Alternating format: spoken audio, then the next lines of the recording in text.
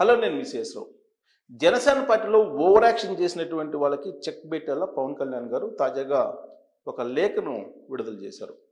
దాంట్లో ఉన్నటువంటి సారాంశం ప్రకారం తెలుగుదేశం పార్టీ, బీజేపీ, జనసేన కూటమి పగడ్బందీగా ఉంది, చాలా వ్యూహంతో ఉంది అనేది అర్థమవుతుంది. $2.5 ట్రిలియన్ భారత ఆర్థిక వృద్ధి పెరిగేలాగా లక్ష్యాన్ని పెట్టుకున్నాం. కాబట్టి ఆ లక్ష్యం దిశగా మేము అడుగులు వేస్తున్నాము అనేటువంటి విషయాన్ని పవన్ కళ్యాణ్ గారు ఆ లెటర్లో పొందుపరుస్తూ, చంద్రబాబు నాయుడు గారు 100% ముఖ్యమంత్రిగా ఉండాల్సిందే, ఆయనే ముఖ్యమంత్రి, ఆయనే కొనసాగుతారు, రాబోయేటువంటి 10-15 సంవత్సరాలు కూడా ఆయనే ముఖ్యమంత్రిగా ఉంటారు, రాష్ట్రానికి రాష్ట్ర అభివృద్ధి కోసం ఆయన మాత్రమే అర్హులు అనేటువంటి విషయాన్ని చాలా క్లియర్గా ఆయన లేఖలో పొందుపరిచారు. దీంతో ఆ లేఖను చదివినటువంటి వాళ్ళు ఎవరైనా సరే ఈ ఓవర్ యాక్షన్ ఎవరైతే చేశారో వాళ్ళందరూ గప్చుప్ కాక తప్పనటువంటి పరిస్థితి, లేదంటే కఠినమైనటువంటి చర్యలు తీసుకుంటారని చెప్పి పవన్ కళ్యాణ్ గారు ఆ లేఖలో పొందుపరిచారు. ఎందుకు ఈ లేఖ రాయాల్సి వచ్చింది? అంత కఠినంగా ఒక సందేశాన్ని క్యాడర్కి పంపించాల్సి వచ్చింది పవన్ కళ్యాణ్ గారు అని అంటే, ఇటీవల కాలంలో డిప్యూటీ సీఎం లోకేష్ అనేటువంటి ఒక అంశం తెర మీదకి వచ్చింది. దాన్ని చిలువలు పొలవలు చేసి కొంతమంది కూటమిని బ్రేక్ చేసేటువంటి ప్రయత్నం చేశారు అనేది ఆయనకున్నటువంటి ఇన్ఫర్మేషన్. వాస్తవంగా సోషల్ మీడియాలో కొంతమంది వైఎస్ఆర్ కాంగ్రెస్ పార్టీ వాళ్ళు కూడా కోర్టులాగా జొరబడుతున్నారు. సోషల్ మీడియా పోస్టులు అటు జనసేన, ఇటు తెలుగుదేశం పార్టీ, ఇటు బీజేపీ పెట్టినటువంటివి అనుకోవడానికి లేదు. వీళ్ళకు ఉన్నటువంటి గ్రూపుల్లో కొంతమంది సింపథైజర్స్గా జొరబడి కూటమిని విచ్ఛిన్నం చేసేటువంటి పోస్టులు చాలా సందర్భాల్లో ఈ 5-6 నెలల్లో పెట్టినటువంటివి ఉన్నాయి. ఆ విషయం తెలుసుకోలేనటువంటి కొంతమంది ఆ పోస్టులకు రియాక్ట్ అవుతూ తెలుగుదేశం పార్టీ వాళ్ళు కానీ, బీజేపీ వాళ్ళు కానీ, జనసేన వాళ్ళు కానీ వాళ్ళతో యుద్ధానికి దిగుతున్నారు. దీంతో సోషల్ మీడియా వేదికగా చేసుకొని ఒక రచ్చ నడుస్తుంది.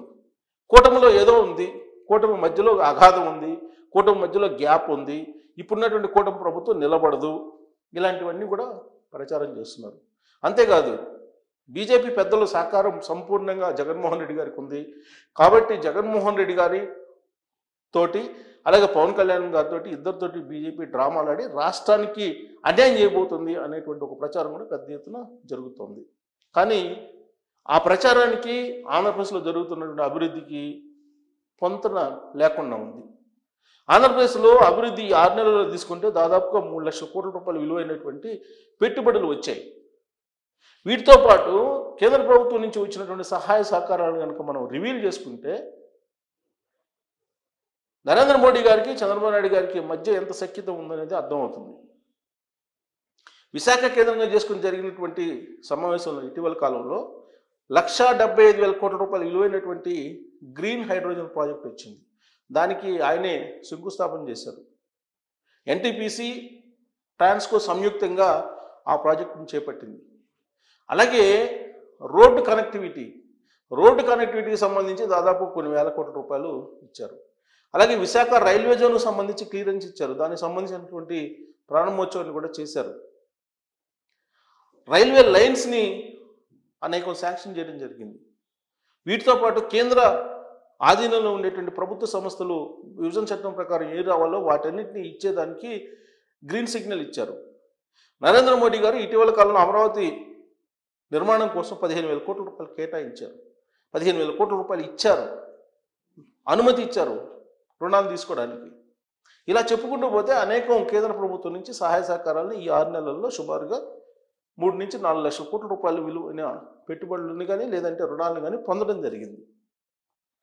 ఇవన్నీ చూస్తూ ఉంటే కేంద్ర ప్రభుత్వం, రాష్ట్ర ప్రభుత్వం మధ్య ఏమాత్రం విభేదాలు లేవు, అభిప్రాయ భేదాలు కూడా లేవు అనేది చాలా క్లియర్గా అర్థమవుతుంది. కానీ కేంద్ర ప్రభుత్వానికి, రాష్ట్ర ప్రభుత్వానికి మధ్య గ్యాప్ ఉంది, కూటమిలో గ్యాప్ ఉంది అనేటువంటి ఒక ప్రచారం బలంగా తీసుకెళ్లడం ద్వారా ఒక రాజకీయపరమైన అనిశ్చితిని క్రియేట్ చేసి రాష్ట్రానికి పెట్టుబడులు రాకుండా చేయాలనేది వైఎస్ఆర్ కాంగ్రెస్ పార్టీ యొక్క ఆలోచనగా ఉందని చెప్పి తెలుగుదేశం పార్టీ అలాగే జనసేన అధినేతలు నమ్ముతూ ఉన్నారు. ఆ విషయాన్ని దావోస్ వేదికగా కూడా చెప్పడం జరిగింది. రాష్ట్ర అభివృద్ధి జరగకుండా అడ్డుకునేటువంటి ప్రయత్నం చేస్తున్నారు, కీలకమైనటువంటి కంపెనీలకు మెయిల్స్ కూడా పంపిస్తున్నారు అనేది అటు చంద్రబాబు నాయుడు గారు ఇటు పవన్ కళ్యాణ్ గారి యొక్క అభిప్రాయంగా ఉంది. డైరెక్ట్గా లోకేష్ గారు అయితే ఒక మాట అన్నారు, అసలు ఎవరైనా పెట్టుబడులు పెట్టండి అని అంటే మళ్ళీ జగన్మోహన్ రెడ్డి రారని చెప్పి మీరు రాసిస్తారా అని చెప్పేసి అడిగారనే విషయాన్ని కూడా ఆయన ఎక్కడో ప్రస్తావించినట్టు న్యూస్ వచ్చింది. జగన్మోహన్ రెడ్డి గారు మళ్ళీ వస్తారని చెప్పి ఒకవేళ అనుమానం ఉంటే ఖచ్చితంగా పెట్టుబడులు వచ్చే అవకాశం లేదని ఆర్థికవేత్తలు కూడా చెప్తున్నారు. సో ఇలాంటి పరిస్థితుల్లో కూటమి స్ట్రాంగ్గా ఉంది అని చెప్పి పారిశ్రామికవేత్తల దగ్గరికి మెసేజ్ వెళ్ళకపోతే పెట్టుబడులు వచ్చేటువంటి అవకాశం ఉండదు. అందుకే ఇప్పుడు ప్రత్యర్థిగా ఉన్న వైఎస్ఆర్ కాంగ్రెస్ పార్టీ కూటమి బలంగా లేదు, బలహీనంగా ఉంది, మళ్ళీ అధికారంలోకి వచ్చే అవకాశం లేదు అనేటువంటి ఒక ప్రచారాన్ని బలంగా తీసుకెళ్తుంది. వాస్తవంగా 164 మంది ఎమ్మెల్యేలతోటి కూటమి చాలా బలంగా ఉంది. పైగా కూటమి మధ్య పొరపచ్చాలు లేవు. కానీ కొంతమంది జనసేనలో ఉండేటువంటి వాళ్ళు కానీ లేదా తెలుగుదేశం పార్టీలో ఉండేటువంటి వాళ్ళు కానీ అప్పుడప్పుడు ఇలాంటి అభిప్రాయ భేదాలు తీసుకొచ్చే ప్రయత్నం చేస్తున్నారు అనేది వినిపిస్తున్నటువంటి మాట. అందుకే వీటికి చెక్ పెడుతూ పవన్ కళ్యాణ్ గారు ఒక లెటర్ రాశారు, క్యాడర్కి ఒక దిశానిర్దేశం చేశారు. ఎట్టి పరిస్థితుల్లో కూడా కూటమిని చెడగొట్టలేరు ఎవరు. మీరు ఎవరైనా సరే వ్యక్తిగతమైన అభిప్రాయాలను కూడా వ్యక్తం చేయొద్దు.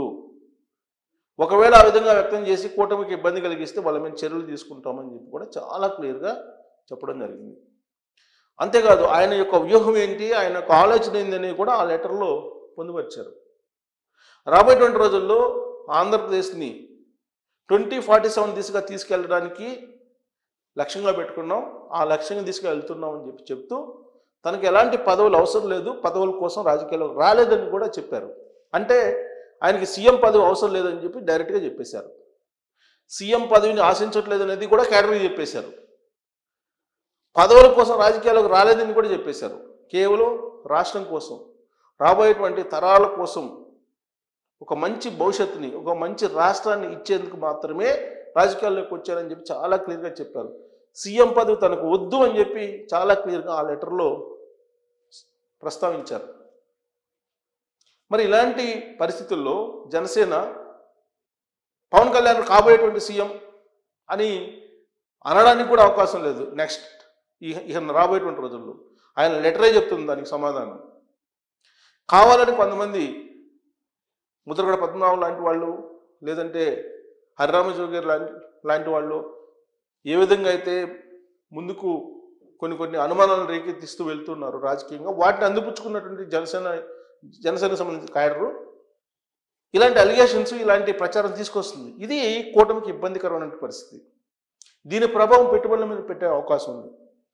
అందుకే ఇలాంటి దానికి శాశ్వతంగా ఫుల్ స్టాప్ పెడుతూ పవన్ కళ్యాణ్ గారు ఒక లెటర్ రాసిన జరిగింది. ఈ లెటరు బయటకు వచ్చిన తర్వాత జనసేనకు సంబంధించిన క్యాడరు ఇంకా కూడా కాబోయేటువంటి సీఎం పవన్ కళ్యాణ్, చంద్రబాబు నాయుడు గారు కేంద్రానికి వెళ్ళబోతున్నారు, డిప్యూటీ సీఎం లోకేష్, ఇలాంటి ప్రచారం కనుక చేస్తే ఖచ్చితంగా క్రమశిక్షణ చర్యలు పవన్ కళ్యాణ్ గారు తీసుకునే అవకాశం ఉందని చెప్పి తెలుస్తుంది.